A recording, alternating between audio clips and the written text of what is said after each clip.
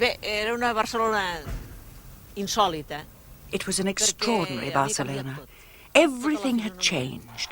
You couldn't tell Barcelona was at war, but you could tell there was a revolution going on. And there were far more flags and many people in the streets calling for volunteers, and many lorries leaving for the front, and many songs. There had never been so much singing.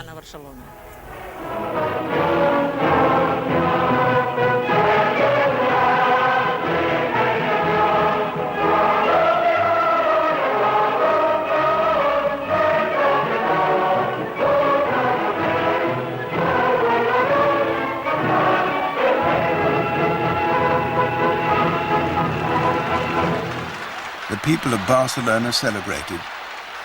Within days of the army rising, revolution had burst out spontaneously in most of Republican Spain.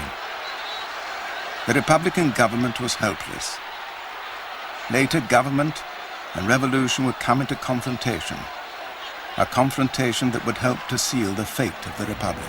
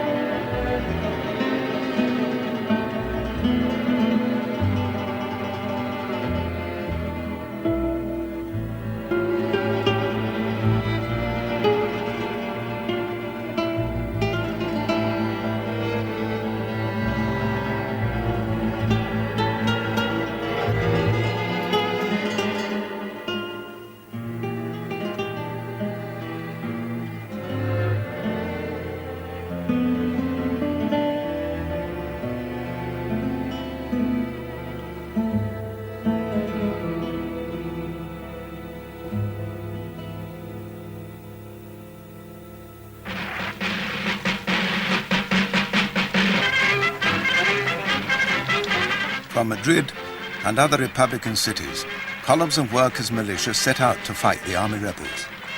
In these first weeks of the Civil War, the militias were the only real defense of the Republic.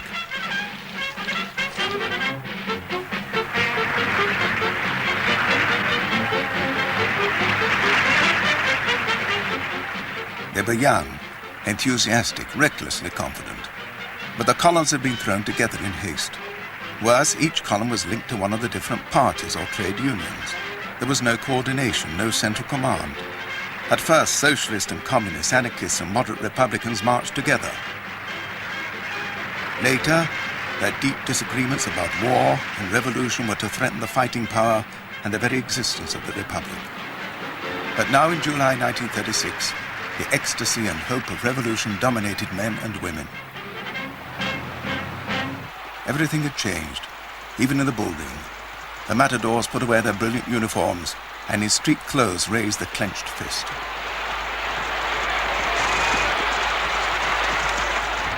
Catalonia was the anarchist stronghold. Here the revolution was more profound, more extreme. By the end of July, anarchists who had seized weapons to defeat the rising dominated the city of Barcelona. It was a moment anarchist militants like Josep Costa had been waiting for. Però en aquells moments, quan se produeix el trencament, quan la societat rebenta, at that moment, when society burst wide open, there was such tremendous enthusiasm among the working class, and this was channeled through the unions, the parties, everywhere. Els partits polítics, a tots els llocs on la gent concorria, amb un entusiasme. People participated with such enthusiasm, with such vitality, that it's very difficult to describe it now after so many years and to examine that situation coldly.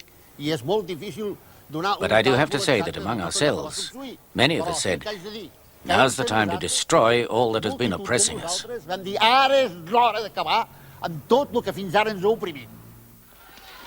The Catalan government ruled only in name. All structures of power collapsed. Churches and monasteries were burned and looted. Helpless, the Catalan government offered power to the anarchists. But true to their principles, they refused it. The anarchists believed that out of this revolutionary explosion, the people would create their own free society, without state, church, or capitalism. Federico Montseny was a famous anarchist orator. Had we taken power because we were the majority, it would have meant betraying a pact of common struggle we had, in a way, sealed with the blood of so many of our men from many different sides. Communists, socialists, syndicalists, and above all, anarchists. Comunistas, socialistas, sindicalistas, rabasalles y sobre todo anarquistas. It would have meant betraying that pact and doing in Catalonia what Lenin and Trotsky had done in the Soviet Union with the takeover of power by the Bolsheviks. We didn't do it, and we have been criticized many times for it. With hindsight, who knows, perhaps we should have done it. Some anarchists now feel that their refusal to take power was the beginning of their undoing. At that time, the anarchists had no doubt about their main objective, to defeat fascism. But for them, the campaign was not just against the army rebels, but against capitalism itself.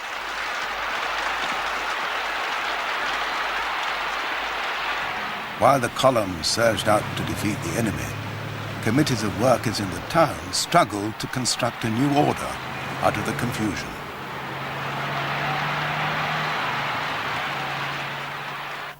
At that time, it seemed impossible to solve those initial difficulties, but looking back, people really showed a lot of common sense.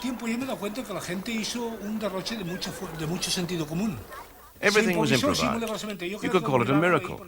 Despite the religious meaning of the word, it was a miracle achieved by the ordinary people. As the chaos subsided, this new revolutionary society began to function. Much of the Catalan economy was now being run by the workers themselves. In Barcelona, trams and cinemas, factories, department stores and even greyhound tracks were run by their own employees. The trade unions saw to food supplies.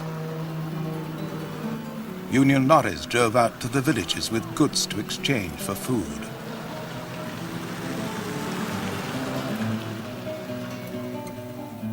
Barter, not purchasing, kept Barcelona fed for the first weeks of the Civil War. In some places, money itself, seen by anarchists as inherently evil, was abolished. Shopping was done with vouchers, issued by local committees. What do these vouchers represent? Well, they had to represent hours of production. The hours spent by a carpenter building a piece of furniture, or the hours spent by a peasant harvesting, working on the fields. Everything was calculated in hours of production. The peasants liked it because it meant making them equal to the industrial workers, making all work equal. Vouchers bought bread at the bakers, but they now also bought lunch at the Barcelona Ritz. The big hotels have been turned into hospitals, or into canteens serving cheap meals to militiamen and working-class families, as this anarchist newsreel proclaimed.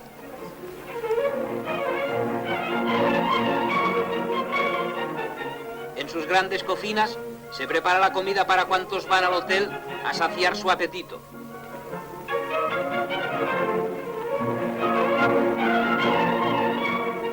Los amplios comedores que antes ocupaban maquilladas y frívolas damiselas, grandes financieros, capitanes de industria, aristócratas ociosos y aventureros internacionales de toda la Haya, ahora están abarrotados de hombres y mujeres humildes que siguen el ritmo de la sociedad que se está creando.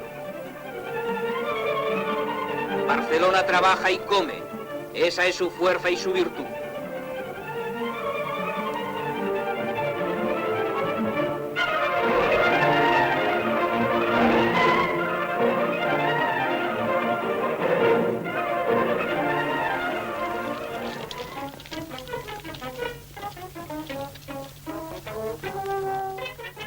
Now that the factories and workplaces were in the hands of the workers, anarchist union leaders like Josep Costa fought to start production again. We told the workers to get back to the factory and wait for our instructions.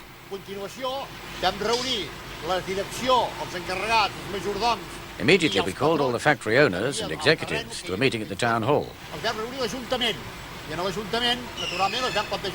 We told them, well, gentlemen, something big has happened here. We don't know what's going to happen, but the factories have to continue functioning.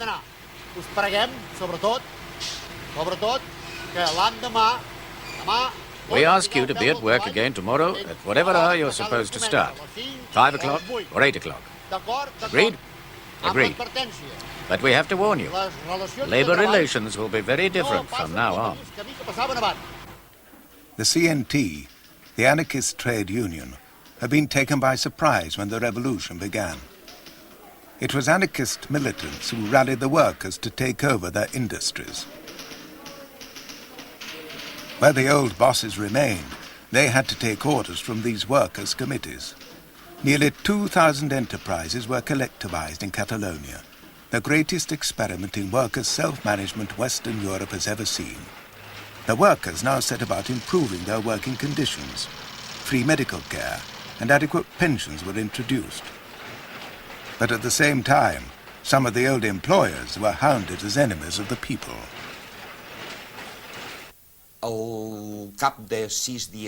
6 days after it started, around July the 25th, 10 or 11 industrialists were killed in Terrassa. They were murdered. The Catalan bourgeoisie was seized by this general panic. Everybody thought his head was going to be chopped off any minute. I told my father that we should leave.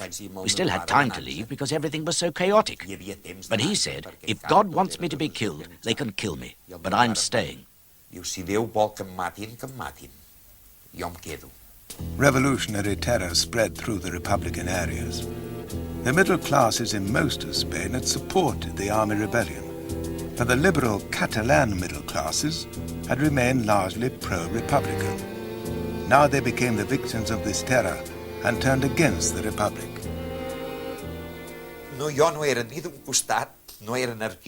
I didn't belong to this side. I wasn't an anarchist. I wasn't a communist. I was a liberal man who respected other people's way of thinking. And on the other hand, I could never have fought on Franco's side, which was, and still is, totally opposed to my way of thinking. For the moderate Republican government, the revolution was threatening to split society. It also threatened its chances of winning the war. The Spanish communists took the same view. But it was not only the killings and the collectives that shocked the middle class.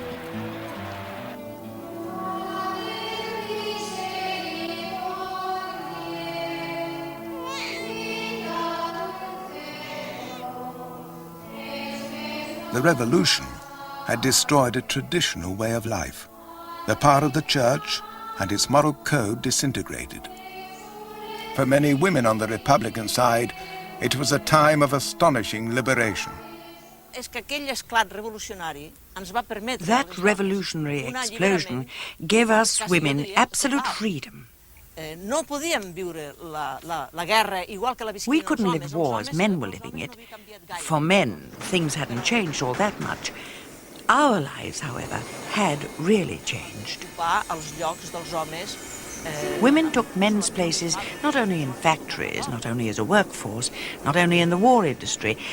It was all women. At that time, to be a woman and to be young was the ultimate.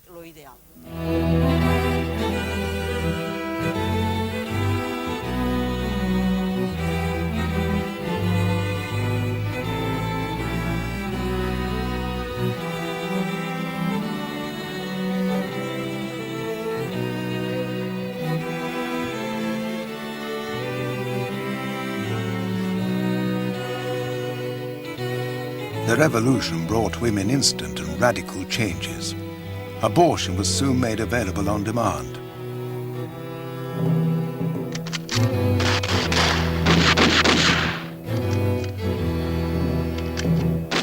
Initially, women went to the front to fight and die in the trenches. For Spanish feminists, prostitution was a relic of capitalist exploitation, to be abolished. They set up schools to re-educate prostitutes. revolutionary vice squads cleaned up the red light district of Barcelona.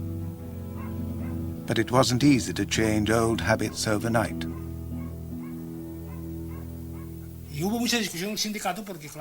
At the union there were arguments. We've heard that you shut the brothels. Where will people go now?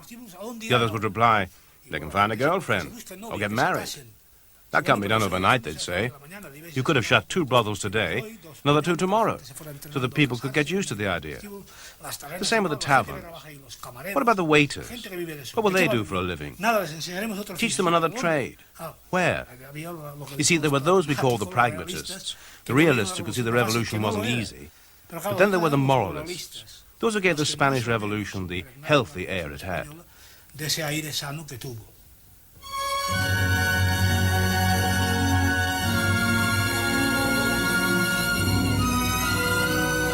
Anarchists disapproved of marriage, believing that couples should unite or part freely without any license from church or state.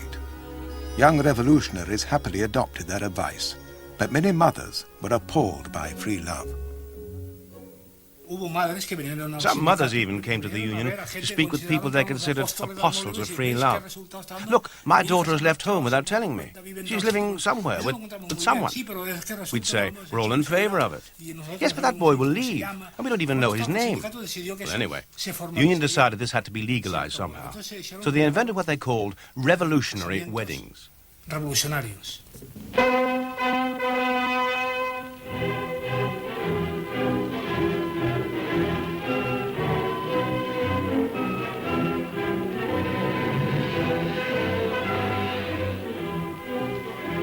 Revolutionary weddings took many different forms.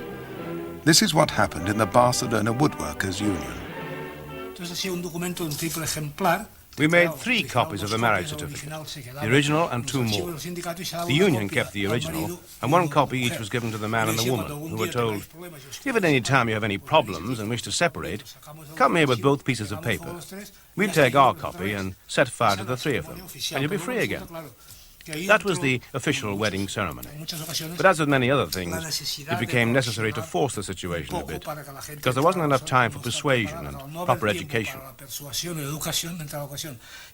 So the president of the union, a very amusing man from Seville, would take the man aside after the ceremony and tell him, look, what we said about burning the documents isn't quite as easy as you think. It's something that has to be thought about carefully and properly weighed up. So don't come here pestering me, because if you do, I'll give you such a kick in the balls, you'll remember it for the rest of your days, right? So off you go, be happy, long live the revolution. These revolutionary changes were taking place throughout Republican Spain. Led by improvised military commanders like Buenaventura Durruti, the militia columns pushed their way towards the front.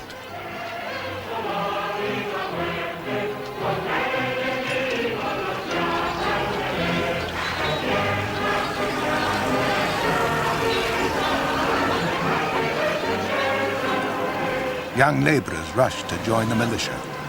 As the columns advanced, they spread the revolution.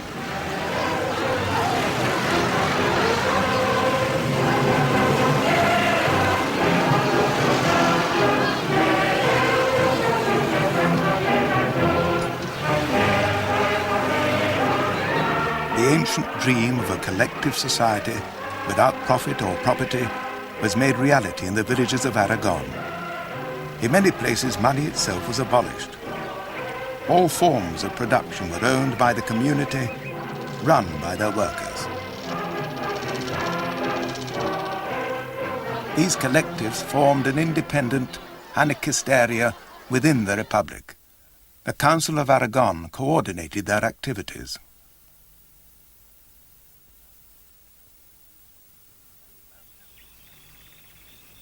Mas de las Matas was one of the many Aragonese villages collectivized in the summer of 1936. For the villagers, the experience has now become a well-remembered legend. These 3 men were among the young local anarchists who abolished private property in Mas de las Matas. Benigno Castañer was a carpenter. We built a sufficiently large workshop on the outskirts of the village, and all the carpenters went to work there. They appointed a delegate to represent them at the collectivization committee. The same was done for the bricklayers, the barbers, the blacksmiths, for every trade. The tailors also. Well, all the barbers had joined the collective voluntarily. They were all in it voluntarily, weren't they? A large shop was found for them, and then 3 or 4 barbers in the village all brought along their tools and their chairs, and they all worked there for free. And most of their work was done when the peasants came back from the fields in the evening.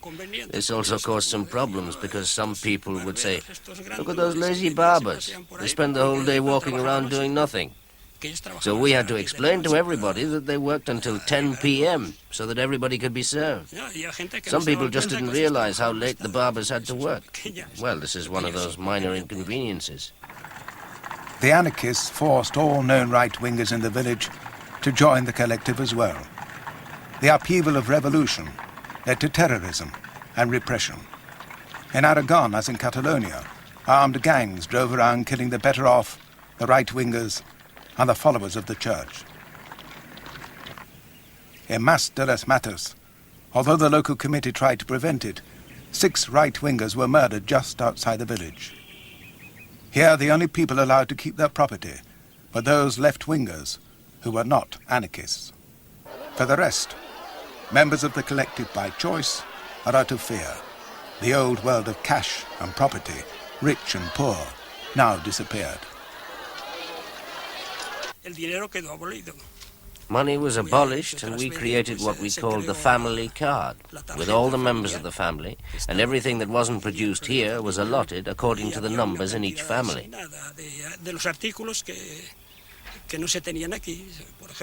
For example, sugar, rice, even meat, 100 grams per person per day. And it was the same for everybody. There were no preferences. Everybody ate as much as they wanted of the local produce. So money for use in the village was completely abolished. The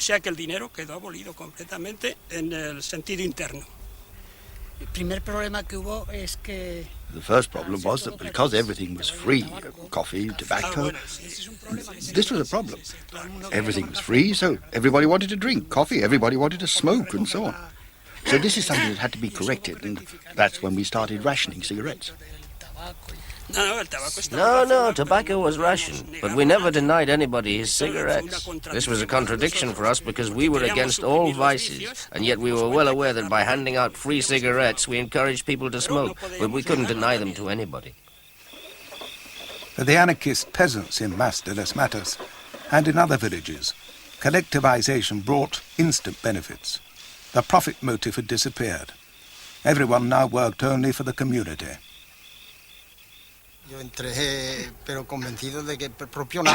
I joined the collective fully convinced, and I gave everything.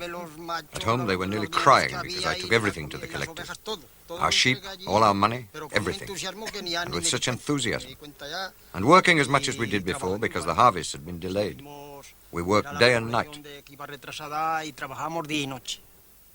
In this summer of 1936, the revolution was triumphing in most of Republican Spain. But it was already failing in its most basic task, to win the war.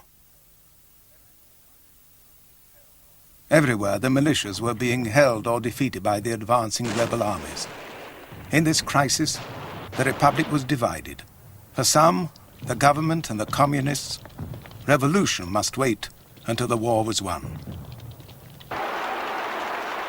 For the anarchists and many socialists, the only way to win the war was to defend and extend the revolution. This argument was soon to tear apart and transform the Republic, unleashing a civil war within the Civil War.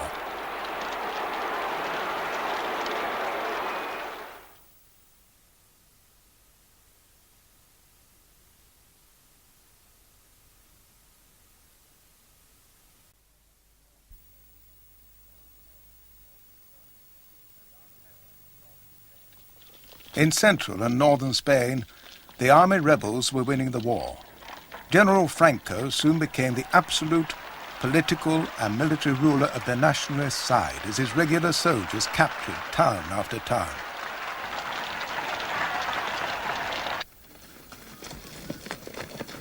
The militia columns, brave but disorganized, had no unified command.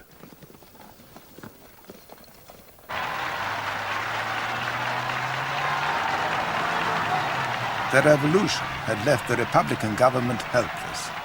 And yet, initially, the new revolutionary leaders did not form a new central government or military command of their own.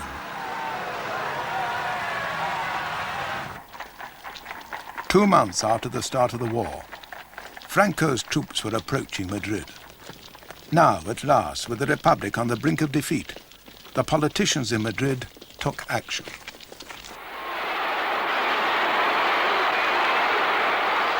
In September 1936, the Socialist Union leader Francisco Lago Caballero formed a so-called Government of Victory, with socialist and communist ministers. A strong military command was formed. Further revolution was discouraged.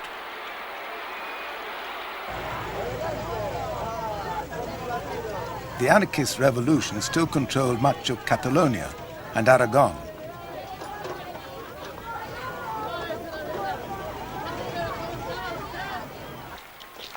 The anarchist leaders refused on principle to join the new central government. But this Government of Victory was going to centralize political decision-making and leave the anarchists out in the cold. The new Madrid government was a triumph for the rapidly expanding Communist Party. In line with Stalin's policy, they stood for an anti-fascist popular front, an alliance of left-wing and middle-class parties which would appear moderate and responsible enough to win support from Western democracies. They also wanted to check the revolution and impose their discipline. Aparecía claro que entrábamos en una guerra civil.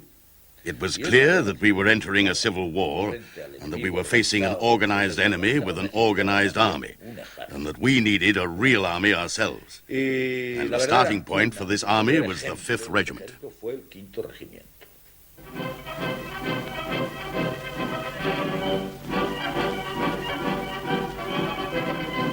The discipline of the 5th Regiment was powerful propaganda for the communist approach to the war. The communists, helping to build a new popular army, believed in the values of obedience, rank, authority. Their old rivals, the anarchists, were anti-militarist, opposed on principle to hierarchical discipline. For them, war, like revolution, must be made through popular initiative. I have always believed that the day they started to militarize the people, the day that the spontaneous nature of popular combat was destroyed, we started to lose the war. And this is something the communists have always refused to accept. But all styles of war need weapons, and the Soviet Union soon became the only country prepared to supply them in large quantities.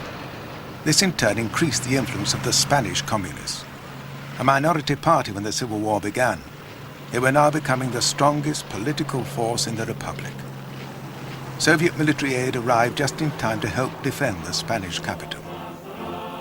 No pasarán. They shall not pass. By November, Franco's troops had encircled Madrid on 3 sides.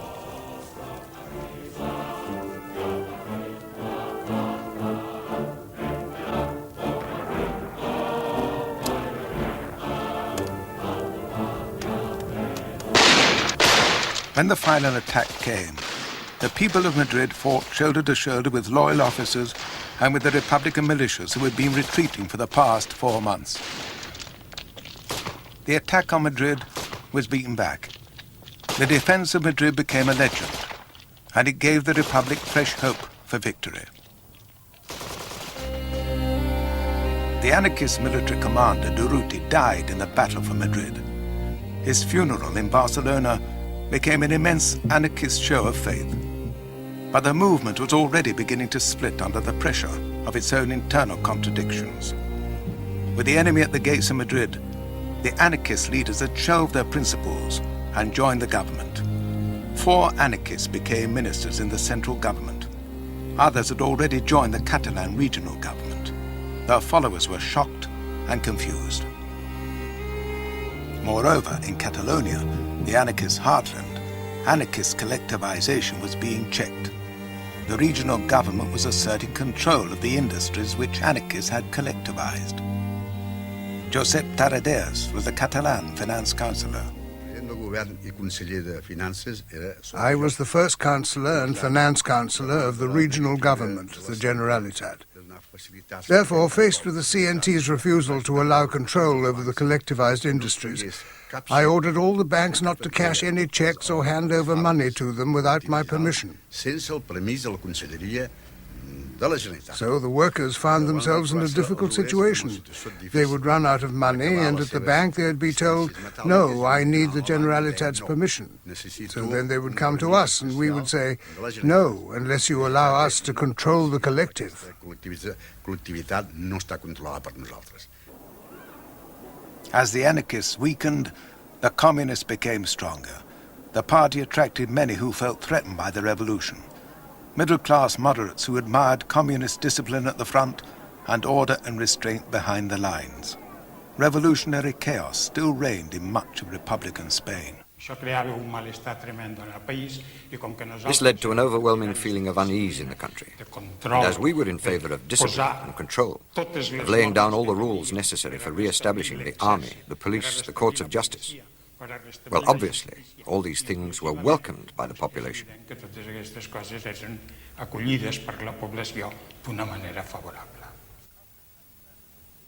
But the communist methods of recruitment attracted bitter criticism from other parties in the Republic. El Partido Comunista, a diferencia de otros partidos. In contrast with the other parties, the Communist Party opened its doors unconditionally and without any controls to anybody who wanted to join. What they wanted was to build up their party by taking advantage of the very special circumstances in Spain at the time. So that's the way they did it. They were very smart about it. It was easy to grow that way. They made the soldier sergeant, the sergeant lieutenant, and the professional man captain. They cultivated people's ambition so that they became unconditional supporters. They made sure that people who had no influence in their civilian lives became important in military terms.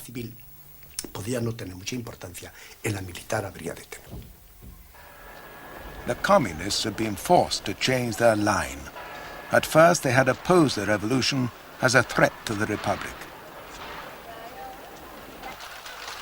In March 1937, they admitted that significant revolutionary gains had been made, but any further changes would have to wait. The overriding aim must be to win the war.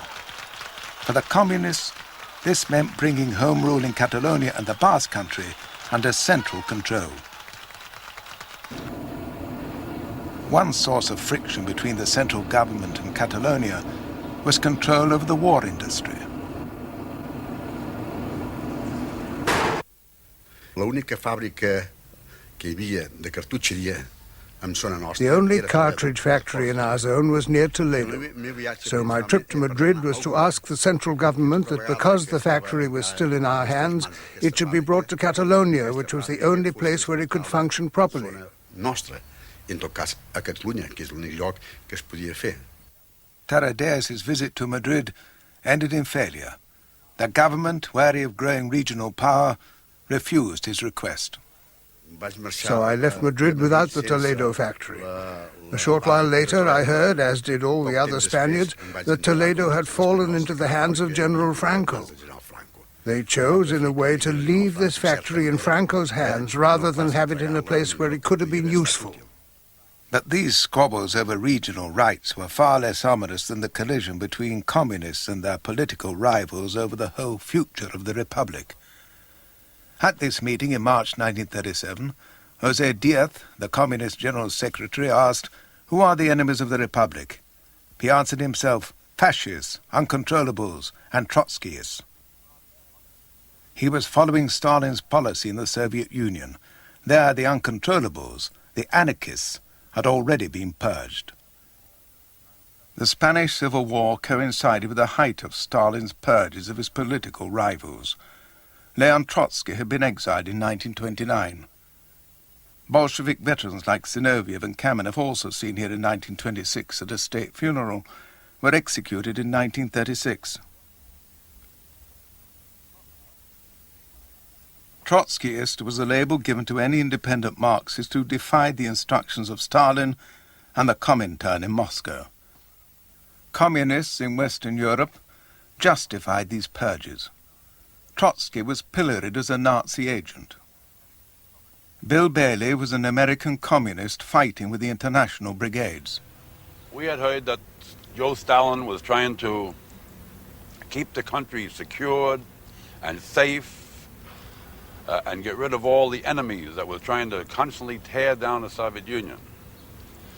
Therefore, he was conducting these type of purges, and we were led to believe that they were enemies of the people, enemies of the Russian people, consequently the enemies of the working class every place. And later on, of course, it proved that he was wrong, that he was nothing but a paranoid, sick SOB in many cases. And these people that were purged came from the background of fighting for the great ideals of socialism. They went through all the aches and pains and the terror to create this society, only to be taken out later as dogs and shot. The POUM was an independent Spanish Marxist party which loudly attacked Stalin's dictatorship. Following the Moscow line, the Spanish communists called the POUM Trotskyist, which it wasn't, and accused it of collaborating with fascism. Frank Deegan was a Liverpool docker who had volunteered to fight in Spain. Well, we were informed by our political commissars that our troops who were on the Aragon front, who were mainly composed of anarchist divisions and members of the POUM, who were commonly known as Trotskyists, were fraternising with the enemy, even playing football matches. By the 1st of May 1937, the political tension in Barcelona was so acute that the May Day parade had to be cancelled. The anarchists and the POUM were still powerful in the city. The communists were impatient for a showdown, as was the central government, with the exception, of course, of the anarchist ministers. The conflict began here, at the Barcelona telephone exchange, which was still run by anarchists.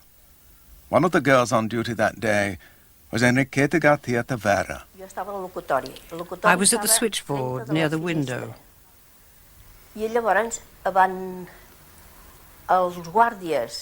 The anarchist guards were half asleep over their rifles.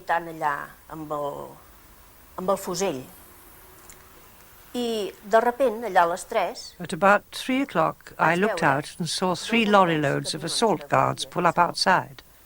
They jumped out and raced into the building. They started going up the stairs. I think most of the anarchist guards were on the first floor. Then I heard shots, and I was even more frightened. The anarchists saw this as the all-out challenge they had been expecting. They raised barricades throughout the city. Shooting began in the streets. On the Aragon front, some anarchist units began to march back to Barcelona. The anarchist Juan Manuel Molina was Defense Under-Secretary in Catalonia. I phoned all the commanders of the divisions at the front and told them to stay put and secure their sectors, that everything was quiet. I told them everything was under control in Barcelona, and that we had more than enough men here. On the Barcelona streets, the anarchists could have used their superior strength before the government reinforcements arrived. The truth is that in Barcelona we controlled the situation. I hadn't intervened yet. All the military barracks were in my hands, except for the Karl Marx barracks, and we had it surrounded by the people, just waiting for my orders to attack. The anarchist ministers rushed to Barcelona. One of them, Federica Montseny, appealed to her followers over the radio. She argued that they could not afford a civil war behind the lines. I tried to make them understand that they couldn't go on fighting, that they had to lay down their weapons and end that fight, that the battlefronts would collapse and it would all end shamefully in front of the whole world. This appeal horrified the anarchist militants at the barricades. Their leaders, they thought, had betrayed them. To lay down their arms would mean the end of their revolution. At the barricades, you heard all the insults you can possibly imagine. Old militants were saying that the ministers had forgotten what it was like to be a worker, that the revolution had to be carried out of the barricades and not of the ministers, and they were going to shoot those ministers. There I heard all those threats from people who were disappointed, and they all remembered what had happened to the anarchists under the Bolsheviks in Russia. And they feared the same would happen here, as it did eventually, that they would be victims of the repression of the communists.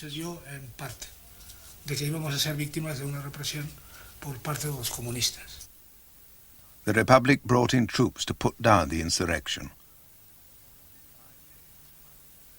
5 days of fighting had left about 500 dead. The anarchist power and their revolutionary vision of the future now lay shattered. That's where we lost the war, the revolution, and all the hopes that the Spanish people had placed in the transformation. That's where it all ended, in the May events. The May events also overthrew Largo Caballero, the socialist prime minister of the Republic. He had been too independent, too tolerant for communist taste. Now he was forced out of office and replaced by Juan Negrin, another socialist, but more authoritarian than Largo Caballero. With the anarchist revolution checked in Catalonia, the communists were now free to deal with their other rivals, the POUM, who had fought alongside the anarchists in the May events of Barcelona. In June 1937, POUM was declared illegal, and an order issued for the arrest of its leaders. The first to be taken was Andrés Nin, the POUM's general secretary. Julián Gorquín, another member of the POUM executive, witnessed his arrest.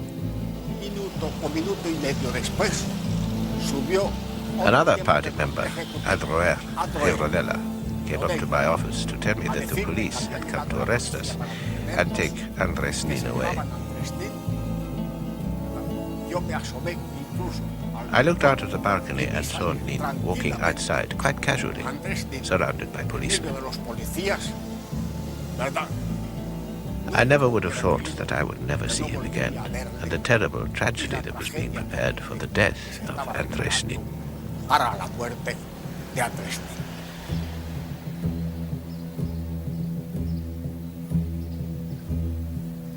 Nin was never seen again. He was apparently taken to this prison in Alcalá de Henares and later murdered by Stalin's agents. Other POUM leaders were later put on trial for treason. The price for halting revolution and restoring order to the Republic was high. Random terror was over, but the communists now controlled much of the political police. This nationalist propaganda film, made at the end of the war, allegedly shows communist torture cells in a Barcelona monastery. Freezing in refrigerators and disorientation techniques were used not only against Franco's agents, but also on the Republic's enemies within its own camp.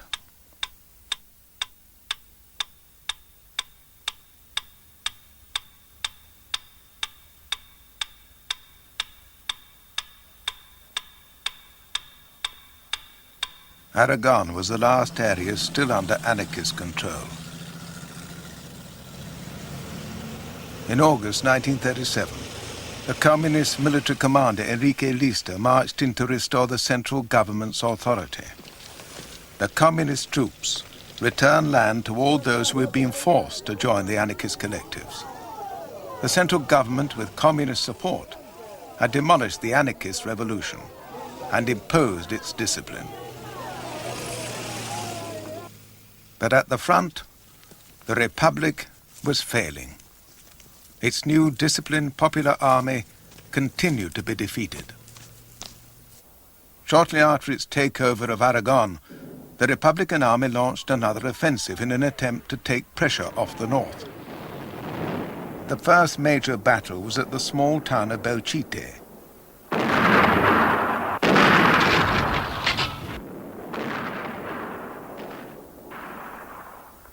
As so often happened, many Republican soldiers gave their lives to capture a town which was strategically unimportant.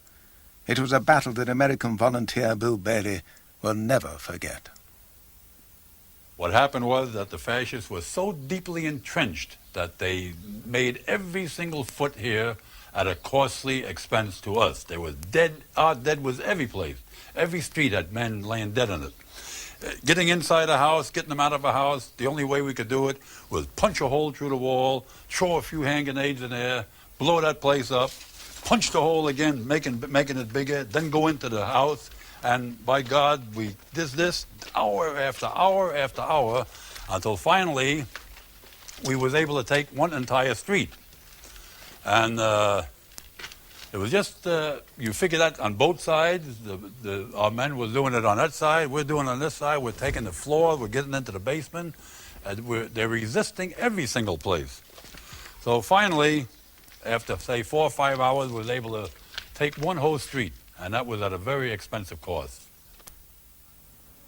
Belchite finally fell.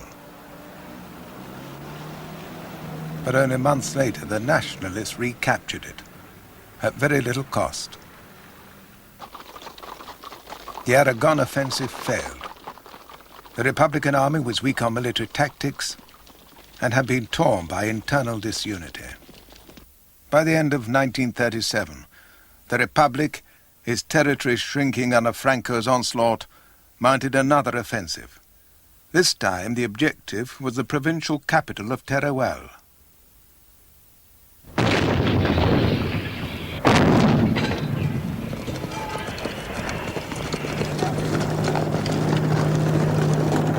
In the bitter cold of the Aragonese winter, Teruel was conquered.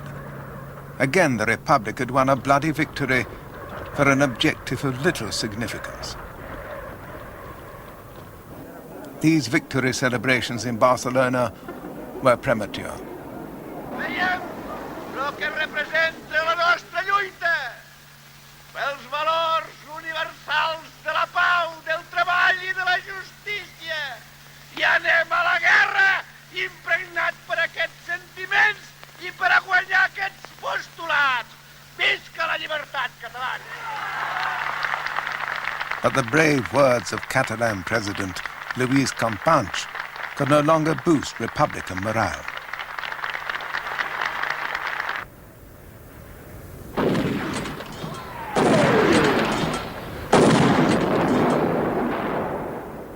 In January 1938, Franco's troops counterattacked and reconquered Teruel.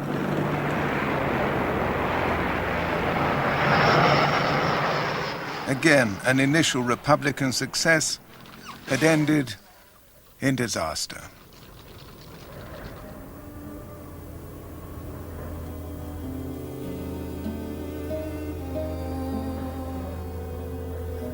The nationalist forces now prepared to push down from Aragon to the Mediterranean.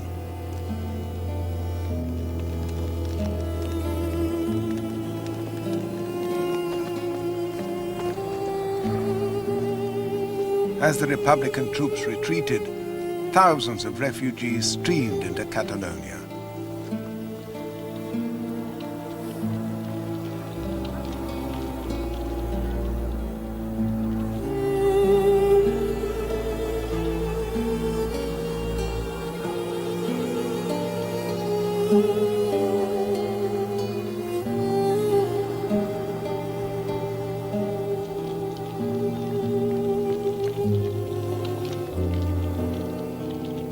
In Catalonia, the revolutionary battle cries now fell on deaf ears.